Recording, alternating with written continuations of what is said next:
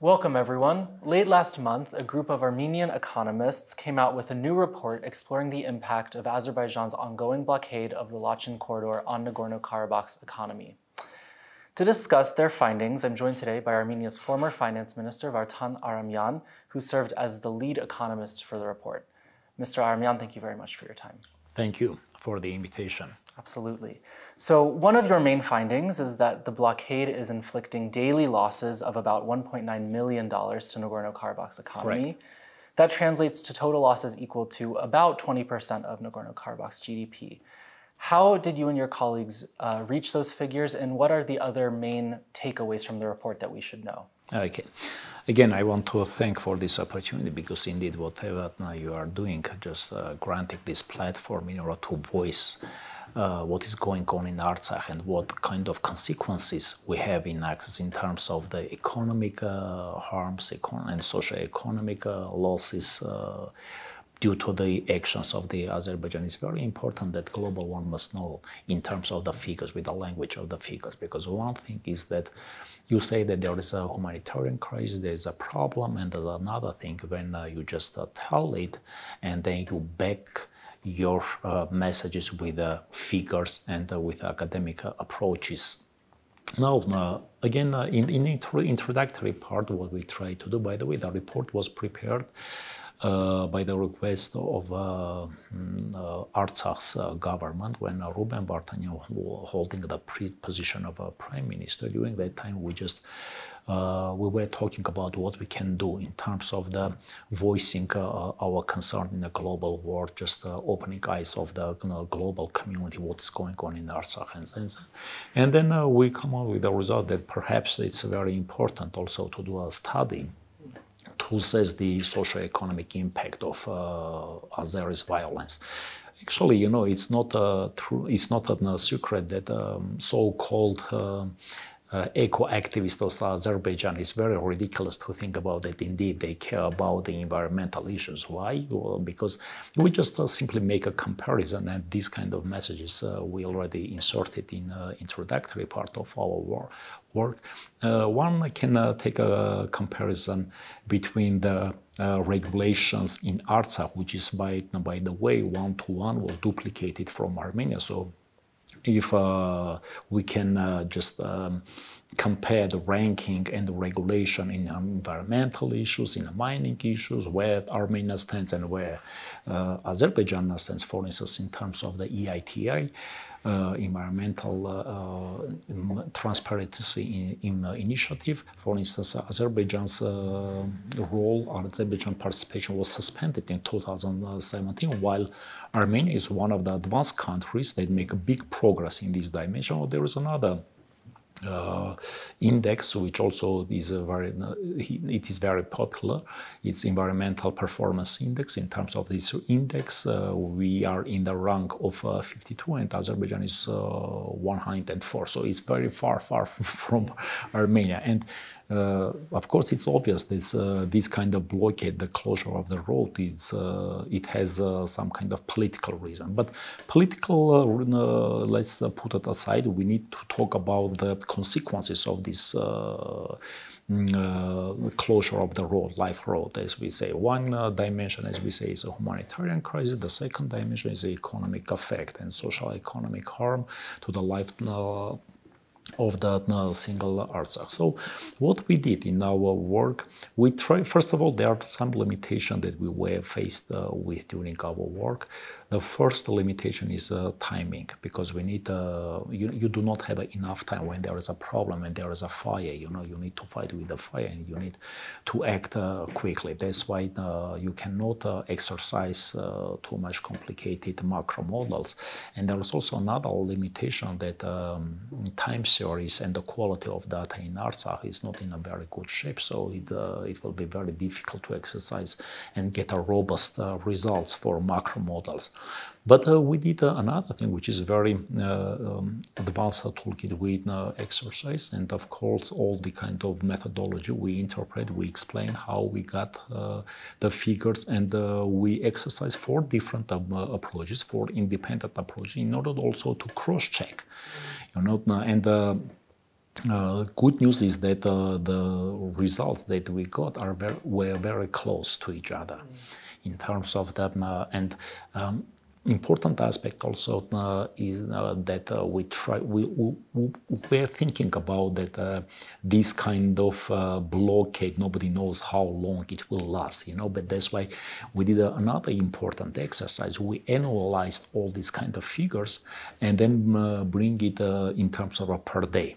Now, anybody, if tomorrow, say, Azerbaijan will open the road and then another, based on another political reason, again, he will close or do some kind of violence toward Artsakh, one can take these figures and easily calculate how much harm Azerbaijan's actions cause to Artsakh economy. This is very important, and we try to explain in order to minimize the criticism throughout these figures. Now I want just a few words to say what we did in terms of the exercise, what kind of toolkit we utilize for getting the final results, and then I will come out just interpreting the figures. So the first approach, what we did during the time period that we were working on this paper, there was no actual data for Artsakh GDP. Now, the first our task was to estimate GDP for fourth quarter, and during that time we had actual figures from economic activity. So from economic activity, which is the monthly data, we calculate quarter GDP growth, and then the most important thing is Artsakh economy and Armenian economy are within one single business cycle. There's a high level of integration. There is a single drum that is circulating. We are in a single financial market, etc. That's why correlation coefficient for Artsakh and Armenian economy calculated is more than 95, which give us opportunity to calibrate all those figures which are for Armenian economy, and then to apply all these kind of tendency to Artsakh territory. So we calculate GDP for the fourth quarter with shock and without shock, and this gap was a harm toward the economy. But economic harm, it is not end of the day. You need to calculate the consequences, because there is a shrinking of the economic activity, there is a diminishing economic activity and growth rate of the GDP. Of course, it has a consequence in terms of the unemployment, and there is unemployment, you have also a social effect. And of course, we calculated also social effect. One thing is that a person is employed, that he got a salary, and the second thing is that he got just a compensation from Artsakh government, and this kind of difference is additional to the social loss. So if we put together, the first component was the loss of the economic potential. By the way, I forget to say that we not only assess the first round impact, which is a direct impact toward your GDP, we also assess the multiplier effect. Let me bring an example, and in the paper we tried, because the reader, the consumer of this paper is global society, global world. The owners, as I said, is Artsakh citizen. We, all of us that are interested about the future of Artsakh and have a high concern toward the Artsakh future and Artsakh fate. But the issue is we try to put everything in a simple way, just to bring an examples and to explain what does it mean multiplier effect. And we brought the example. So let's say you have a building, residential building with a multi-apartment, different apartments, and once because of the storm or something, the roof was damaged. So the first cause, the first impact, the first harm, economic insult, you need to repair your roof, right? But it's not enough, because all these kind of your habitants that are in your building, they left your building, right? So you need to again to be begin from a scratch in order to build it up. So it's a loss opportunity or opportunity cost or whatever, or loss of profit or whatever you can call it. But in economic language jargon, it's called the multiplier effect. So we calculated the first round effect on the economy, then we calculated also multiplier effect. This is the economic impact, which we estimate, as I said, all this kind of cost. We annualized all of this in order to depart from a criticism and to allow each user to use this figure also for January, for February, for March, because it's an annualized figure, right? And in terms of this, we just calculated that per day cost for economy, for Artsakh economy is $1.35 million.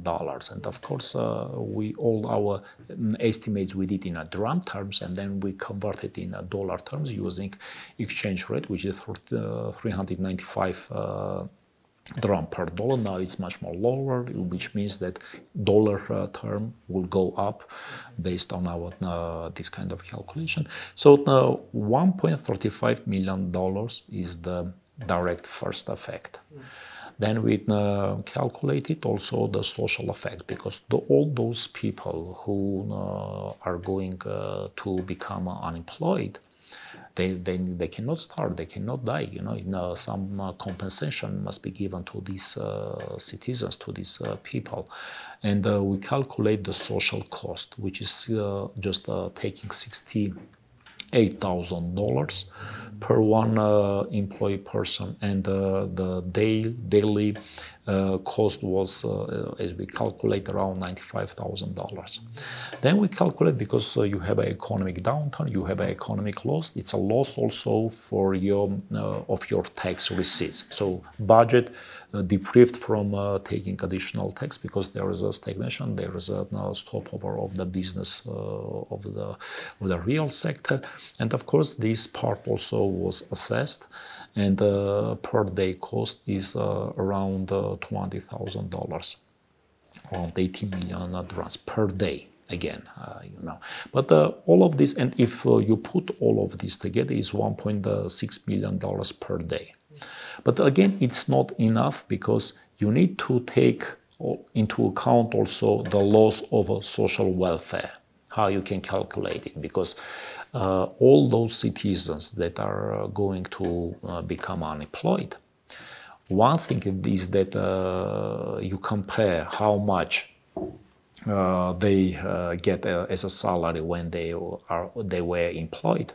Let's say 400,000 they just earn per month, and now they just receive $68,000 as a compensation. So the difference is a loss of a social welfare of a particular citizen, and of course particular family. And in this part of dimension also was assessed, and overall we got a figure $1.9 million per day. Now, if you calculate how many days, now already 110 days, Artsakh is under the blockade, it's easily, we can calculate that it's more than $205-7 million already harm was caused to Artsakh socio-economic life. As I said, we did it with 4 different approaches. The first one is just taking the trends, just a trend analysis and assessing this kind of shock impact. The second is the second approach is that taking the structure of GDP and just looking to each sector how it behaves. And of course, we did some kind of survey talking with them specialist, and from this we come out again to the gap between the what if shock didn't happen and what if you have a shock in the economy. The third approach was, now we come, the first 2 approaches we came from macro data. For the third approach we came from micro data, just looking to the 435 taxpayers' data for the December and January, taking their turnover, just distributing all these kind of components into the basic economic components structure. So we and then this turnover we try to incorporate into the economic activity, and based on this we already also cross-check what we get based on a macro assessment, and we got a similar figures. And fourth approach was exercising of the econometric tools. And of course, as I said, we cannot do the too much complicated macro models, but we did a vector-actor regressive structured model. We utilized this toolkit. Those who listen to me and who have some kind of knowledge on econometrics and in economics, they will understand how it works. We just took the relationship between economy of GDP and export and import. And of course, during the blockade, your export and import stops. And then assessing your multipliers, you can easily just calculate what kind of harm it caused to your Artsakh economy. And all these four methods, it gives very close estimates what we get. And the average estimate is that what I just talked about, 1.9 million. Important aspect, what was not included in our estimate, and still we have a homework to do. Now our group of economists are working on this dimension. The first one is assessment of the loss of economic potential. What does it mean? But for this you need a longer history in order to assess the impact of your economy. Again, we brought an example in our paper in order to allow user easily to understand what does it mean loss of economic potential. Suppose you have a car and you need to maintain this car, right? You need to do some kind of expenses, change the oil, just care about the whole engine or the structure, how it functions. And suppose you have some kind of problem and you fail to do any cost to maintain, to address this issue, of course, and then you continue with driving this car, sooner or later, your engine is going to stop. It is going to stop to function, right? It's a loss of your potential, of your car that you can utilize.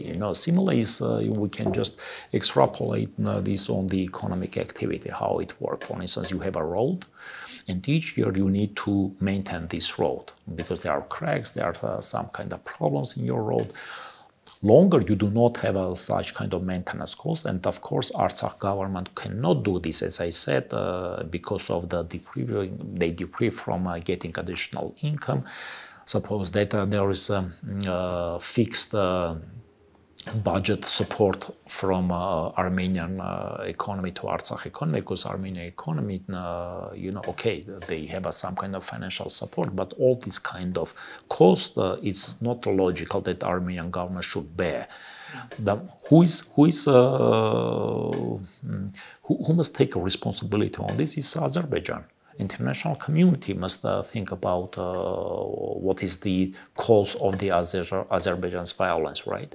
That's why it's logical that Azerbaijan must incur this cost, or if we go and knock the doors of the international community and ask for some kind of support, they need to look to these figures and give this support, because, I don't know, either they fail to their duty, or perhaps they do not have enough information on this, or perhaps there is no enough lobby from Armenian part. Whatever, I'm not politician, I cannot give a judgment on this man. But in any case, this kind of coming back to the loss of the potential, if Artsakh government fails, and because he or she, the government, do not have enough funds to do a maintenance, because there's other important expenditures, the first rank, in the first priority rank expenditure that you need to do.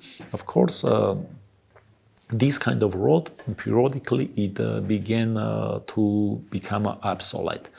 And further, after a while, it will not serve you in a full capacity as an economic potential for you. You know, you are not going to use that road because it's already fully damaged. This is a loss of economic potential. So this part is missing in our estimates because, as I said, we need a longer data, we need a longer story about this in order to incorporate it into the figures and try to come out with a loss of economic potential. Again, coming back to the outcomes of our paper, working paper, if we add also loss of the economic potential, so this figure will go up. So the point that I'm trying to make, this is the minimum number that we assess. And the second dimension that is also missing, still missing in our paper is the buffers. Because, you know, nobody can guarantee what next Azerbaijan is trying to do and will do in the future, right? Because last 2 year history shows that Azerbaijan can do any violence. He can do anything, no matter, and without considering what the international community is saying or doing, and even international community, which is very neutral towards what Azerbaijan is doing. And to my, as a citizen of Armenian and as a single Armenian, I think it's a humanitarian crime that they are doing, just blockading 120,000 people, 30,000 pensioners, and around 30,000 kids.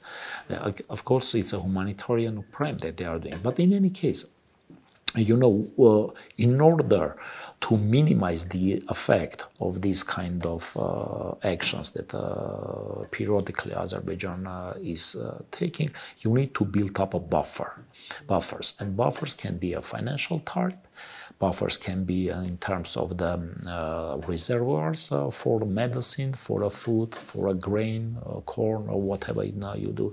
And for this, you need to do an investment. Buffers for diversifying your source of energies, because, you know, once they just can switch off the gas, and then you have an energy crisis in Artsakh, again transforming to the economic life of each company. This part also is missing in a very Ruben Vartanian and his colleagues just did a very raw estimates. We are working on that, but perhaps in the future will come out more precise figures. But preliminary, it's, to my judgment, it is going to be hundreds of millions of dollars. So I'm glad that you brought that up, actually, because I wanted to ask about if, in your view, Nagorno-Karabakh's economy can somehow adapt to the blockade, and if so, how should it do that? For instance, is there a capacity to restructure the agricultural sector to improve food self-sufficiency? How do you respond? You know, I think it's a very good question because in our paper also we give us some snapshot about the economic situation of Artsakh during the pre-war period and post-war period. And in the paper, we also give information about the loss of economic potential in Artsakh, even including also in agricultural sector. Bad news is that a key part of agricultural sector, mostly for agricultural type of land, let's say these lands that are under the irrigation, 90% it was lost, and now currently it is under the pastures, whatever, or this kind of agricultural type of land.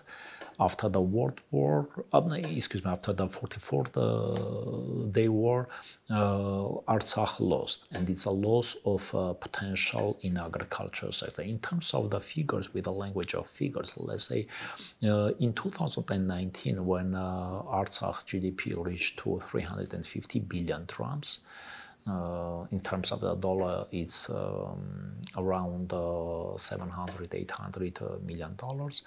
The share of the agriculture was around 10%, 10 to 11%. With the diminished figures, 289 billion drams, the share of the agriculture is around 5 to 6%, and mostly it's cattle production. So the most part of the agricultural potential was lost. That's why thinking about that we need to grow capacity here, I'm far from thinking in a such way, because those lands that are useful for cultivating anything or doing being engaged in agricultural production now is under the control of Azerbaijan. Another problematic thing, as I said, is energetic, the structure of energy and the sources of the energy. Most source of the energy in Azerbaijan, in Artsakh, mostly it is imported from Armenia, and these kind of lanes, these kind of nets, it's under the control of Azerbaijan, and so they can just do any kind of violence towards switching or doing some kind of blockade, cutting the ropes, whatever they can do, which way we saw last 2 years, or even switching off the gas. These are another problem that for the Artsakh. But indeed, you are raising very important. When I say about the buffers, it's only something that you need to withstand when such kind of shock happens or can happen in the future, right? But nowadays, I think it's flags an important aspect that we need to rethink how we need to restructure Artsakh economy, just departing from those type of activity, which is vulnerable toward the actions of Azerbaijan, and creating another structure. But in practical life, it's very difficult to, because you need a time. You cannot just take and within a couple of days restructure your economy, right? You need to do even this restructuring. It demands investment.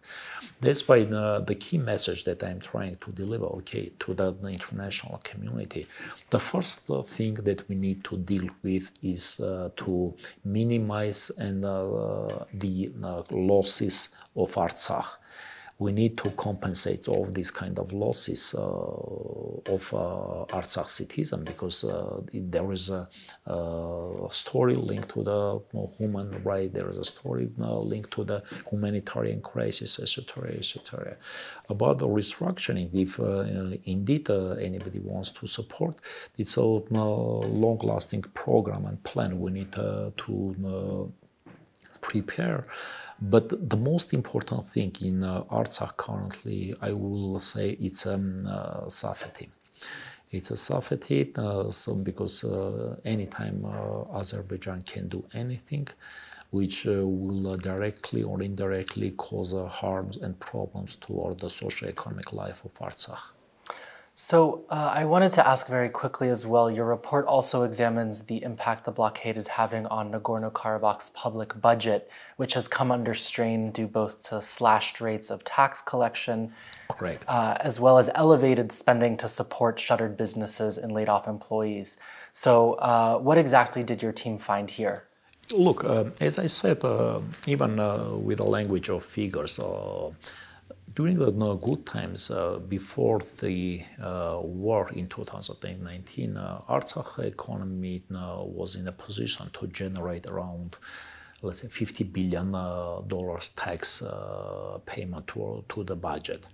Currently, it diminished, I'm sorry, no, not 50, that's 16 billion. I'm sorry, 60 billion. Currently, even if we consider that the year 2020 was successful for mining, because one of the big taxpayers in Artsakh was a Lachin mine, and the prices, the international prices for the metal, especially for the copper, remain in a high level. No one matter that it diminished since March to June, but again, in terms of the level, on average, it remains on the level of 8,500, which is quite a high. And in terms of the global year, it was quite good and supportive for the government to pay high taxes to budget. But in any case, even just considering this favorable environment, taxes for 2022 was around 13 billion lower than compared to the. It's around it's around 20% lower. Because 10% out of 60 billion is 6 billion, so it's even more than 20%. And that's lower. Since the war. Yes, since the war. Now we need to, in addition to this, we need to speak about the second effect, which is the blockade. And as we said, blockade cost around per day around $200,000. Now it's easy to calculate 200,000. For the month, it is going to be around $6 million for a month. For 3 months, it's already 18 to $20 million. It's quite huge.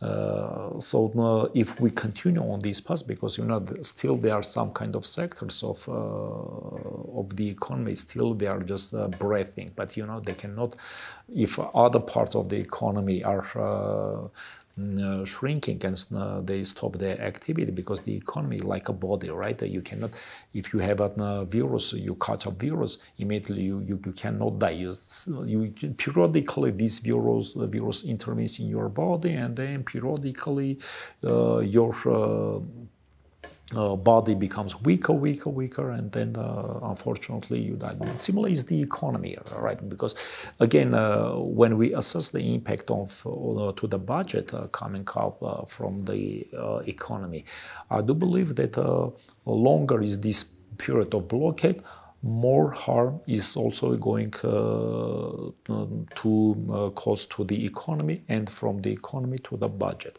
That's why speaking about nowadays around 20 million is a minimum number, $20 million, a minimum number of the loss of the budget. This is on the revenue part, but we need to think about on the expenditure part. Again, on the budget, if you look to the structure of the budget, key part of the receipts of the budget, for Artsakh economy, they receive from Armenia, around 144 billion drams. If I remember correctly from your report, yes, about now, 3/4 of the state budget correct. is financed. Now, of course, Armenian government declared that they are going to increase their annual this financing part by $10 billion, but it's not drums. Excuse me, it's not enough. It's not enough. It is going to cover part of the losses of Artsakh, because from one side, as I said, these kind of logs is going to increase, so the situation is going to aggravate it. And from expenditures part, you need to do additional expenses, including also some just purchasing medicine, purchasing food, because as I said, the road is blocked. The only thing what companies cannot import and export, so it's only with the support of the Red Cross and with Russian peacekeepers that some food or medicine can enter to the territory of Artsakh, right? So now from this perspective, of course, government also doing some kind of expenses in order to allow this movement of medicine and food. And of course, these are all our costs, on a shoulder of the government, and they need to bear this cost. And if you calculate all of this and put together, to my understanding, after a couple of months, even this support that they get from Armenia is not going to be enough to cover the whole losses of the budget. As I said, currently we have more than $20 million loss, plus increase in the need, demand for new spendings in terms of compensating employees, compensating companies. Recently, government of Artsakh also make another decision to support companies to keep jobs as it is, and to compensate for each job around 136,000 drams. after sex. It is also big, if you calculate, even only for this cash and mine, where around 1,000 employed people exist, it's a big money. So who is going to cover these costs? Who is going to pay the bill? Well, Mr. Aramyan, thank you very much for joining us today and sharing what you and your team have found. We appreciate it. Thank you for having me. Absolutely. And thank you for joining us on CivilNet.